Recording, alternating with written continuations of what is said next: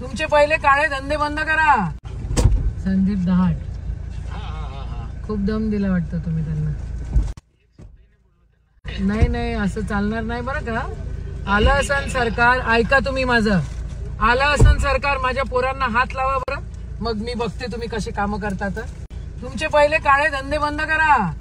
हा, जे पैसे घेता ना तुम्ही दारूवाल्याकडनं ते पहिले पहा आणि माझ्या पोरांकडे नंतर बघा.